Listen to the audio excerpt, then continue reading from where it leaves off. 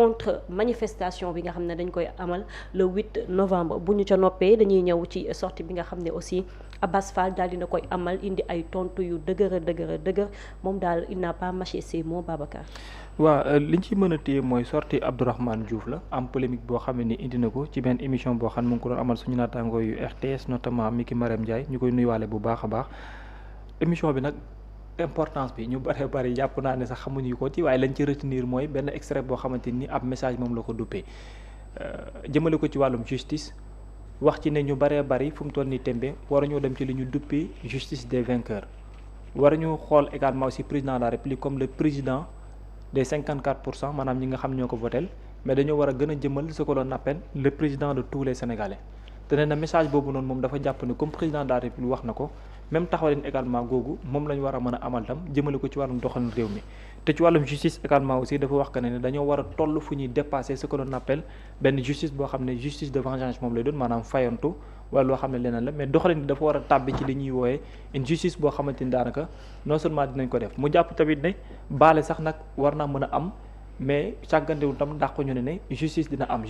ci ni mu war a mën a amee mais am na fu ñu toll loolu tam war naa mën a ñëw kàddu yi nag mu yëkkati doolu loo xamante ni jur na lu bare bari jëm ci wàllum coow ak kenn ku ci nekk commentaire mais la mu gën a yëngal daanaka ñu bare bari dañoo jàpp que ne biir Pastef moom la nekkee ndax liñ jàpp ñoom seen bare bari seen ay commentaire mooy non seulement jëmm ji dafa nekk ci taxawaayu jaxasee diggante Ousmane Sonko ak Bassirou Diomaye Diakhar Faye mais beneen bi tamit dafay mel ni ku wax feeñ moom lay nirool mooy ndax taxawul ci taxawaayu gën a yàq li nga xam moom moo am au sein de la coalition ku ñu ne daal ak jàngatu boppam bi nga xamante ni am na ko beneen bi ci tegu tam moom mooy Abass Fall moom mi jàpp ne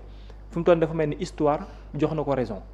lu tax mu ne histoire jox na ko raison parce que nee na bi ñu ko woowee pour mu bokk ci délégation bi waroon a dem waxtaan ak Abdourahmane Diouf ci wàccaay élection présidentielle nee na moom dafa bañoon parce que mosul gëm jëmm ji ak wàllum loyauté entre autres ba tax na mu lim ne seytaane rëbb na kuy jaxase ndax xaw ma lan rëbb na jaxase kat ndax nee na jëmm ji fu mu toll nii taxawaay gi mu am mooy jaxase moom ci la nekk beneen bi ci tegu nee na day jaajëfal ak di félicité ñenn ñi nga xam ne ay alliés lañu ku ci mel ni Moustapha Bamba Guirassy ku ci mel ni Aïda Mbodj ak yeneen ak yeneen. Malick Gakou ne ñu lay sitagum ci gàttal daal liñ ci mën a retenir ci texte Abass Fall bi mooy que ne Abdourahmane Diouf dafay mel ni ab saytaane la bu mu yàgg identifié ba xàmmee ko moo waral mosul bëgg a dugg ci daraam ba tax na tamit jàpp na ne position gi mu am tamit moom mooy révéler tout court taxawaay gi mu war a am parce que nee na mosul fàtte li nga xamante ni yëkkate woon na ko ci candidature Bassirou Diomaye Diakhar Faye beneen bi tamit mooy que la mu waxoon ci wàllum attaque bi jëm ci wàllum bisu yaraax boobu noonu mu jàpp ne daal jëmm ji am na taxawaay gu ne suuf defaral li nga xam daanaka moo fi nekk te nee na li mu am yëpp ci sacrifice ñoom bi ñu amal moo tax mu am ko mu daal di ko duppee privilège. jërëjëf Babacar Leon Mohamed Abdourahmane Diouf daal di xam leen moo yi gën a génn ci li nga xam ne jot na cee wax moom mooy nekk justice bu juste ba sax baale wala itam bañ a nekk justice des vainqueurs ginnaaw tontu bi nga xam ne Abass Fall amal na ko moom nag lésé wu ko benn yoon xam le ne que lii moom nekkul lu mu gëm te moom tamit bu toogee place bi mu toog c'est parce que ñoom ñoo ko xeex ba mu mën a egsi fu mu egg tey jii noo ko gisee. waaw jur na coow parce que à côté de Abass Fall am na leader politique de l'APR yu bëree bëri yu dégg man APR du Pastef yu bëree bëri yu tontu sous mes yeux aussi la réaction de Ibrahima Thiam moom defe naa il est secrétaire d'État kon moom ak Abdourahmane Diouf ñoom ñaar ñooy bokk conseil des ministres. ak Alioune Tine également aussi. jot na ci génn Alioune Tine qui encourage Abdourahmane Diouf. parce que nee na mu ne li mu wax également mooy daanaka lu ñu yàgg mën a théoriser te taxawaay gi ñu war a am la jëm ci wàllum justice ak lépp loo xamante ni maanaam lu mu ëmb la mooy Sénégal génn ci psychose bu nga xam ne ko mbirum fayantu mbirum defanteeg yooyu. mën a wut yeneen boo xamante ni daanaka ñu décoller ba jëm ci wàllum développement. Voilà, Ibrahim Thiam qui dit que nous sommes des hommes et des femmes d'État, mus par l'intérêt général, non par la vengeance, ou le positionnement individuel. Le peuple attend de nous des résultats, pas des débats d'intention. Chaque ministre doit se concentrer sur sa propre feuille de route, définie par le chef du gouvernement. C'est ainsi que l'action gouvernementale conserve sa cohérence et sa crédibilité. La discipline collective est la condition de notre efficacité. Les débats internes doivent se tenir dans les espaces prévus, pas sur la place publique. Donc Ibrahima Thiam moom mooy tontu loolu, il est secrétaire d'État moom tamit. Donc pour dire que ça a suscité beaucoup de réactions. Mais si fàttaliku yi aussi nañ fàttaliku li docteur Abdourahmane Diouf aussi bindoon si Ousmane Sonko en 2016 texte boobu tamit bu ñuy fàttaliku nañ ko boolewaale si fàttaliku yi ndaxte tamit texte la woon boo xam ne ni si jamono jooju ba ñu daaxi Ousmane Sonko si fonction publique texte la woon bu am solo tey tamit wax dëgg yàlla soo koy lire doo si gis iñaan wala nangam au contraire ku koy kañ la di ko wax ne que sax dans l'avenir di nga nekk koo xam ne nii ku incontournable ngay doon ci politique bu Sénégal te loolu firndeelu la tey mais pour revenir aux propos bu nekkee ne président de tous les Sénégalais loolu président Bassirou Diomaye Faye wax na ko waxati ko ci première déclaration bi mu def en tant que président élu Sir Radisson waxoon na lu mel noonu ça n'avait pas suscité de réaction bu nekkee ne justice buy teg nit ci kaw nit loolu defe naa aussi le président du parti Pastef réitéré na ko 50 000 fois wax ne que justice képp ku tooñ na la teg ci yoon même bu nekkee nitam la moom na ko justice teg ci yoon ba joxoon sax misaal Azora bi nga xam te ni moom mi ngi wax ne que moom moo transmettre vidéo au ministère de la justice pour que ñu mën a def liggéeyam te Azora moom li ñu doon wax dafa yékki woon xotti woon war ma président bi fi nekkoon donc que ce soit le premier ministre ou le président de la République wax nañ loolu mais nag si génn président Ousmane Sonko génnam ba bu ma nee génnam ba rek mooy bu mu defoon méridien si conseil national bi mi ngi wax ne tamit fallu ñu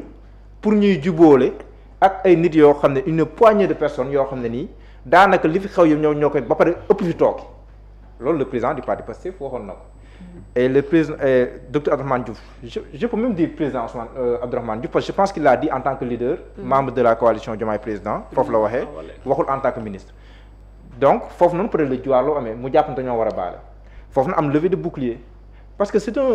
un sujet sensible man ça me rappelle les débats homériques qu'on avait sur ce sujet à propos de la loi d'amnistie ak demee noonu ku nekk ak wet bi nga xam ne moom nga koy xoolee te in fine boo su waxee ne nii après li lay rétorquer mooy yow ñàkkloo sa bakken amuloo ku ñàkk sa mbokk bu ñàkk bakkenam kon mënoo wax ñun sur suñu place et loolu ñi la koy wax c'est légitime léegi keneen ki nekk ci benn position bi voyager avec le président dem fii dem fee mën nga am beneen vision c'est un dossier boo xam ne ni ku nekk ni koy gisee daal te kenn mënu si imposer nit gis-gisam parce que c'est vrai qu'il faut être au-dessus de la mêlée il faut pardonner ak yooyu pour jubóole sénégalais nan la ñuy jubóolee sénégalais loolooy la grande question bu nekkee ne lii président Bassirou Diomaye Faye moom mooy solution bi li muy doxalee ni moom mooy solution bi depuis 1 an 6 mois moom mi ngi au pouvoir le président Bassirou Diomaye Faye bu nekkee ni muy doxalee mooy solution bi moom génn bi mu génn démb rek prouvé na que les sénégalais sont encore plus divisés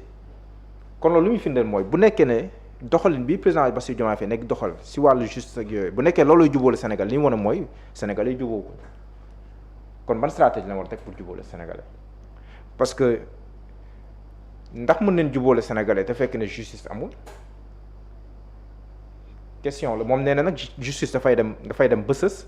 kon que justice bu demee ba sës après ku nekk di nga mën a baale bu nekkee da ngay baale même boo baalewul yoon bu defee liggéeyam rek loolu day doon loo xam ne nii lu lay féexal la moo tax si benn koñ bu nit tooñee keneen wala sax mu faat ba kenam lan mooy tax waa kër gi duñ jug song waa kër gi leen rek ko mën a empêcher mooy justice def liggéeyam léegi nag justice def liggéeyam justice lañu waxuñu justice il a raison quand il dit que justice des vainqueurs am waxuñu justice boo xam ne nii man Pastef la maa yor nguur Babacar Kébé APR la bokk dërëchef Babacar Kébé ay coupable nan ko jël daan ko parce que APR la bokk loolu mooy justice des vainqueurs loolu moom kenn waxu ko loolu réew bu mu am moom réew boobu musiba rek a fay am loolu tooñ la loolu du justice mais justice man fi may waxee justice mooy justice boo xam ne nii xàmmeewul Pastef xàmmeewul APR xàmmeewul Awale xàmmeewul kenn justice bu maandu mettre tout le monde sur le même pied di leen traiter de la même façon bu waa Pastef tooñee ñu daan leen daan bi ñu war a daan bu waa APR tooñee ñu daan leen daan loolu justice te defe naa loolu la ñëpp doon xeex léegi nag ndax ñu ngi si wala nekkuñu si bu nekkee ne ñu ngi si nen si gën a ne bu nekkee ne nekkuñu si nen si ne parce que côté boo jël mën na la jox ay exemple par exemple waa APA Pastef mën nañ leen ne ñun justice dafa mel ni sax si ñun la gën a sévère parce que ni day défendre le premier ministre après ñu daan ko si kaso yooyu noonu moo APR ne la nit yow dafal naa xanaa gisoo Abdou Nguer xanaa gisoo Badara Gadiaga xanaa gisoo Lat Diop xanaa gisoo donc côté bu nekk de tout bord ku si nekk mën nga am argument yooyu teg gàll ko wàllum justice mais justice na tëddee njaaxaanaay rek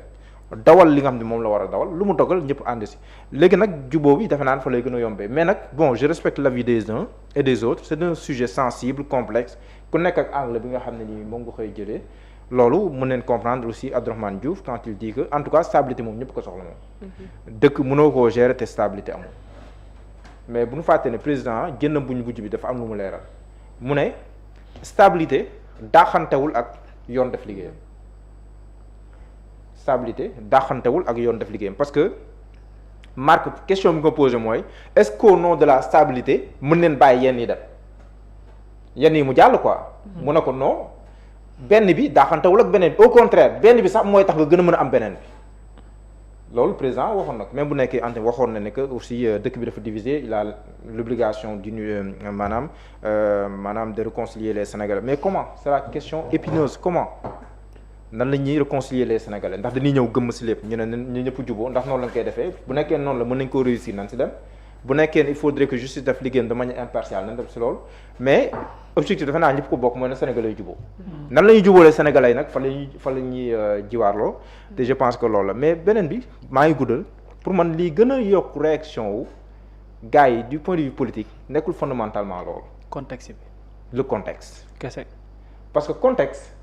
maa ngi wax sànq génn Ousmane Sonko bi li tax man ma jox ko importance mooy contexte ba bu nekkuñ ci contexte bi mën naa wax ak waa ji waxu fi dara mais contexte bi nga xam tamit la sa gannaaw wala la kii liy but di suuf comme ni ko seen waa ji di waxee donc loolu wala liy nox maxi suuf après si ngay xamee dayo bi mbir mi am le contexte mooy waral yenn saa yi boo waxee dara nu yóbbu ko foo xam ne parce que il a réitéré ses propos après nee na justice oui mais une justice réelle et indépendante wax na souveraineté économique retrouvée 2 wax na une solution concrète au problème des Sénégalais nee na ñett objectifs yi nii wala boog ñett priorités yi moom la ñu am te dëgg la premier ministre bu muy teg gouvernement bu bees lan la tegoon comme priorité justice mais justice nag justice la tudd justice tekkiwul bu weng balance bu wengee rek nekkatul justice quoi justice maanaam justice bu juste bu xàmmeewul Pastef ak APR bu xàmmeewul Awale ak PRP donc man foofu laay wax man justice avec un grand J fa laay waxee justice waxuma justice boo xam ne nii dama koy naan jàppal Babacar Kébé mu dem jàpp Babacar Kébé wala justice boo xam ne day xool li neex Kumba mu koy def waxuma justice boobu justice bi may wax mooy fi Abdourahmane Diouf di waxee te njort naa ne am naa njort bu rafet ne que président de la République foofu lay waxee parce que doo doon làkk doom bu nekkoon loolay tax nit nekk fi kon président Macky Sall du fi jóge mais Diallo doguma la moom lu tax mu ressentir le besoin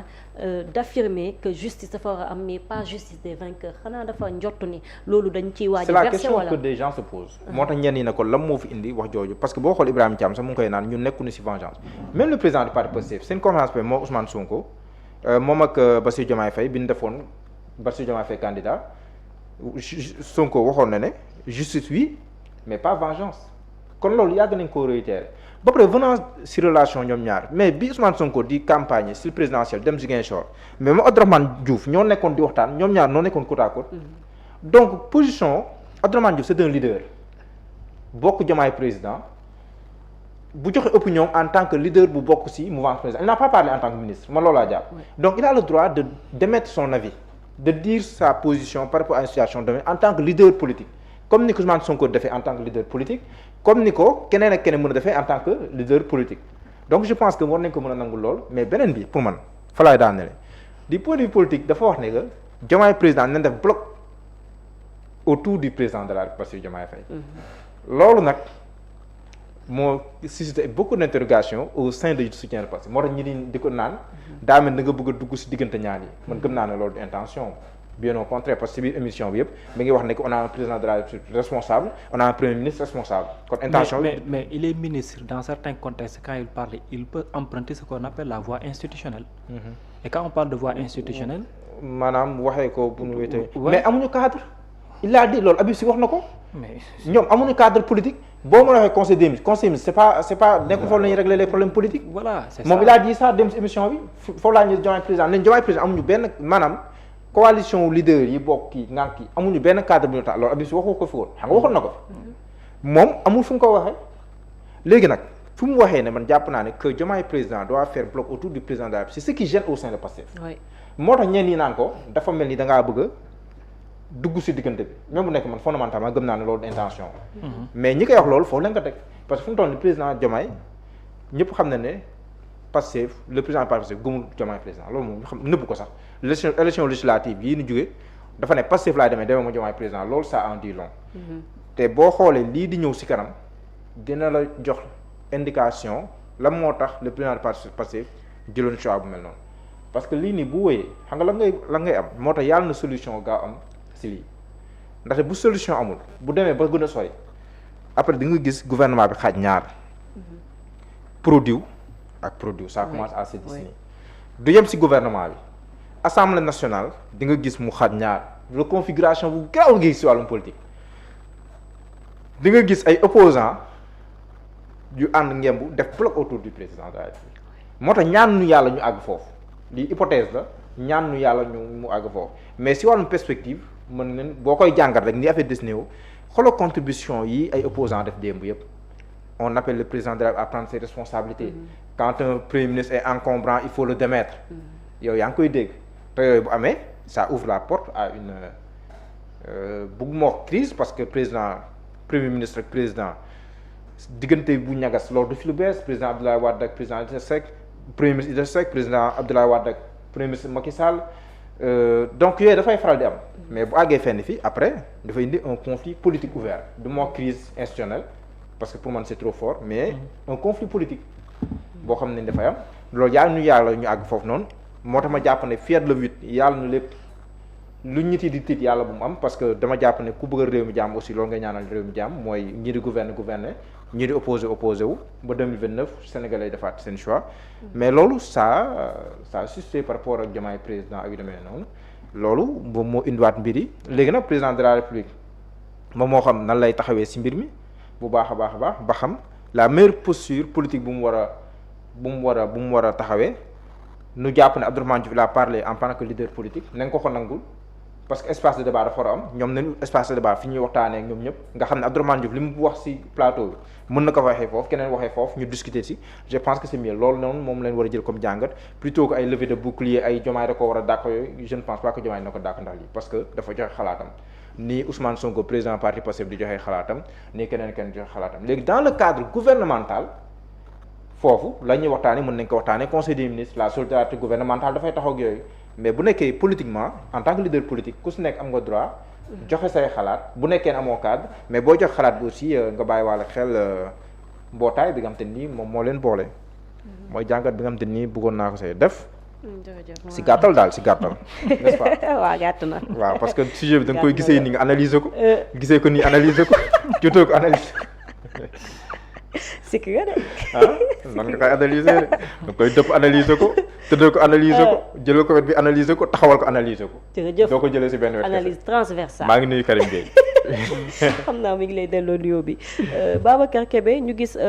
ginnaaw sorti Abdourahmane Diouf bi Abass Fall daal di génn ak yeneen cadre daal di génn mu mel ni Jokko Major Jokko Let mu mel ni cassure rek dafa am ci seen biir au sein de Pastef wala entre Diomaye président et Pastef. non pas c'est-à-dire que question bi may posé wu mooy ce que l'on a toujours théorisé de manière générale dans le cadre de la justice lan la ci waxu Abdourahmane Diouf pour man li tax coow lu jóg yëpp parce que contexte la tout court xam nga Pastef nag ci benn côté dañoo xaw a jaloux comme ñaar ñu nekk ci sëy diggante ñaari wujju quoi dañoo xam nga ki yenn ki day jaloux trop bu toogee léeg-léeg s'il le faut sax gis jëkkër ji est-ce que jalousie la pourtant Pastef est généreux de parfois non géew ma foofu feneen laa jëm le fait que Ousmane Sonko génn def une déclaration ñoom li ñu bëgg mooy toute personne bu nekk dans le gouvernement wala nga jege leen sooy communiquer ci loolu qui va dans ce sens c'est-à-dire ci sens boobu laay waxee nañ laa jàll tamit est-ce que enregistrement la wala est-ce que direct la non kan Abdourahmane Diouf waaw ni mu def direct la woon démb non xaw ma exactement mais maanaam soo déggee may wax jaloux maanaam fiir liñ bëgg mooy ku ciy wax bu raame à compte courant très bien lu mën a xew mooy waxal ci lii bañ ñoo divertir ci leneen parce que ñoom li ñu jàppee waxu Abdourahmane Diouf mooy c'est comme si que est-ce que nekkul ci sensu suul waxu Ousmane Sonko yi pour maanaam yóbbu leen ci beneen contexte boo xamante ni liñ gën a soxla léegi mooy une unité autour du rendez-vous de Ousmane Sonko. xam nga déjà foofu la peut-être problème bi di nekk ko mais dans l'ensemble lenn rek laa jàpp ne pour man war nañ ko mën a wutal chronologie bi ñu tegaat ko. ne nii la war a mën demee mooy ci wàllum justice xam nga dafa ne ba justice des vainqueurs wala ñu dem ci vengeance wala ñu utiliser justice pour muy nekk vengeance loolu xam nga ñëpp ñoo ci d'accord loolu Ousmane Sonko wax na ko bien avant mu yegg si Bassirou Diomaye Diakhar Faye wax na ko bien avant mu yegg si nañu pardonné Ousmane Sonko moom ci jëm boobu moo njëkk a génn ne man baal naa maanaam nañu pardonné mais teewul ne justice dina am également aussi donc pour man nañ contextualiser pour essayer de comprendre ce qu'il en est mooy chronologie moom la Abdourahmane Diouf faussé mais les propos qu'il a utilisés c'est ce que l'on a toujours utilisé dans l'espace politique man je n'ai jamais été d'accord à ce que au Sénégal tey ñu fiy toog ci wax kanaan ne justice des vainqueurs dafa am wala ay vengeance politique moo fi am mosuma ci d'accord keneen ak keneen mosu ci d'accord te du ma ci mos a d'accord mais dama mos a gëm tamit ne am na fu ñu toll justice dafa war a def liggéeyam ci ni mu waree léegi nag comment est-ce que ça va se passer moo tax may la chronologie moom la ñu war a mën a mettre sur la table on va commencer d'abord par faire justice bu ñu paree doo ko dem ci wàllum baale wante wala ndax dañuy baale wante après il y aura l'absence de la justice donc ce qu'il faut mettre en place lenn la mooy il faut qu'il y ait une justice oui et cette justice là soit équitable que cette justice là bañ a dem ci sens bi ñuy woowee vengeance wala yooyu noonu léegi suñ ci jeexalee ba noppi nag ñu jóg a régler ce que l'on appelle s'il y a possibilité de réconcilier mais à la kulli alin cette justice là doit avoir lieu comment nag mooy la question qu'il faut se poser beneen bi ci tegwaat également mooy que ne il faut ñuy comprendre également benn mbir pourquoi ñu bëgg a jël benn waxu benn personnalité président parti politique bëgg koo jàppee ci sens boo xam ne pour man yeggu fa man li ma mën a téye te man ma comprendre ko mooy que ne c'est quelqu'un boo xamante ni leader politique la ñu invité ko dans un discours wala dans l'actualité ci ni muy doxee mu donner son avis il faut pas voir que ne la personne est derrière quelqu'un pour jéem a support ki wala pour jéem a defe ko dégguma loolu gisuma loolu te gëmaguma ko jusqu'à preuve du contraire mais li ma gis lenn la mooy ce qui a corrigé ci biir loolu yëpp lenn kese la mooy y a une justice qui est là le pardon doit avoir lieu mais quand est-ce que la war a am lieu et cette justice là comment ça doit marcher remettre chronologie bi mu jàll mooy commencer d'abord par faire justice avec la manière mu wuutee par rapport yi fi daan nekk bu ñu paree ñu jéem a xool s'il y a possibilité de pardonner ou de ne pas pardonner bi ci tegu nag mooy yooyu contexte politique la pour man li ko indi yëpp leen la mooy Ousmane Sonko wax après kii waxam jógee nii la moo tax ñu bari mbam bu ko jàpp ne sa communication bu doon wax ci wàllum politique ça devait aller dans le sens ban mooy comme ni ko ñenn ñi di defee le 8 novembre woote nañu rendez-vous ñu ñëpp ñu kiiwaat mais wax sa xalaat ci wàllum actualité ak yooyu noonu ak fi ñu tollugum nii pour man waruñu mën a yóbbu foofu noonu par contre bu fekkente ni tey da ngeen bokk tey mouvance présidentielle moom ngeen bokk tey wala ngeen bokk tey benn gouvernement bi lu ci ëpp tey ci émission bi mu am bu fekkente ni 1 heure de temps la nga ne 40 minutes yëpp mu ngi ko jagleel lu am importance par rapport département ministériel gi mel nga dem benn 10 minutes boo xam ne moo ci téye polier tout dans son ensemble c'est ce que l'on a toujours reproché à Pastef c'est ce que l'on a toujours reproché à certains ministres ou bien certains ministères parce que dañu naan dañuy toog ñu wax lu am importance dans son ensemble ay nit yëkkati lenn ñëpp topp leen ci loolu après bu ko defee ñu téye ko et pour man utilité bi warul mën demee foofu mais dañuy dellu si waat exactement c'est quoi l'idée des propos je ne parle pas pour ne damay jéem a défendre kii mais pour man c'est l'idée des propos qui est important pourquoi moo wax ko mooy l'idée bi lu tax mu am importance mooy wàllum justice moom la ñu wax te du fi mos a jóg parce que dañ fa bokk ñoom ci liñ prôné mu gën a am doyoo tam ci li tax ñenn ñi choisir leen il est hors de question que nit ñi di pardonner sans pour autant que justice di am loolu man dama ko gëm mais il est hors de question aussi que ñu war a mën a dox dans une société te pardon warul mën a am léegi nag boo ko defee nag par chronologie nag mooy ban nga ci war a mën njëkkee ak ban moo ci war a mën topp loolu kese lañu war a régler après on passe à autre chose mais les idées ak li muy wax ci par rapport ko musul am différence par rapport ak ñoom li ñuy théoriser Ousmane Sonko gëmul justice de vengeance gëmu ko gëmul justice des vainqueurs le président de la République gëmu ko tey ñi nekk dans l'opposition gëmuñu ko ci li ñu wax ñeneen ak ñeneen gëmuñu ko te ñoom jàpp naa duñ ko théoriser justice bi fi nekk tey loo mënti wax il y a eu des avancées positives ak loo mën a wax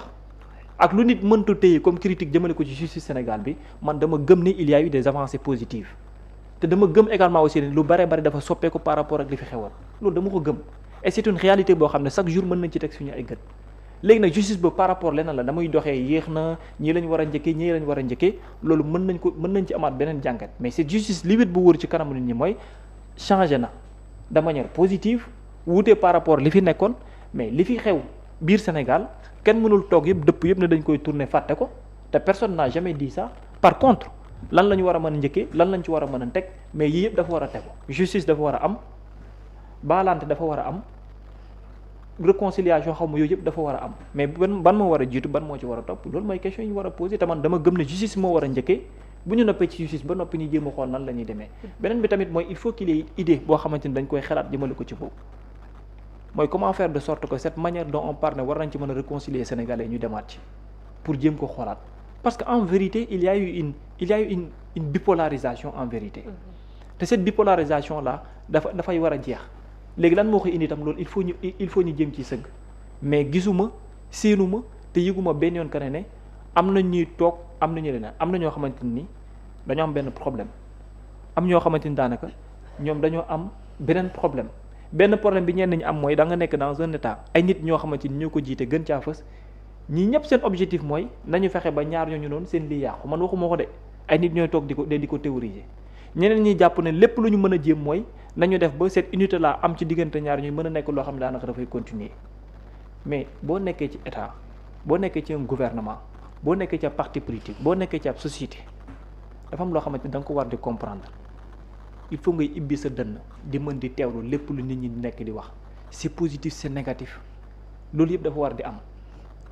il faut parfois ñuy bañ a dem ak xaw ma sax nan laa koy ak xaw ma xëlal xaw ma lañ koy waxee par rapport nag les réactions en interne aussi da nga koy faral di gis et ça peut se comprendre parce que man nit ki toute personne est libre de faire des commentaires par rapport ak propos keneen j'ai vu Abass Fall quand je l'ai lu exactement ma ne la Abass Fall moom mu ngi waxee ci ban contexte la mooy lu mu jàpp ci nit ki la moom loolu lay wax il en a le droit keneen ak keneen mën na waxee neneen keneen ak keneen mën na waxee neneen mais après nañ teg loolu yëpp après ñu jàll te xam ne y a l'essentiel qui est là te ñun ñëpp ci la ñu war a mën sëgg. jërëjëf Babacar ngir tëj ponk boobu Mouhamed. bipolarisation bi nga xam ne Babacar mi ngi koy tudd léegi dañu ko nemmeeku ci au sein de la mouvance présidentielle. loolu c'est un fait. mais loolu ndax tey jii nii dina nekk seen profit ak opposition bi nga xam ne ñu ngi nii taxaw di wax tout le temps ni relation bi ci kaw neexul. te ñoom tamit gisuñu tamit benn pas bu ñu teg pour mën a wane carrément ni seen relation ça va parce que nit ñi bu ñu commencé du rumba naa teg c'est parce que am na yu tuuti yoo xam ne jot nañ koo seetlu seen diggante. non am na lu xew am na luy xew loolu moom du lu nit mën a miim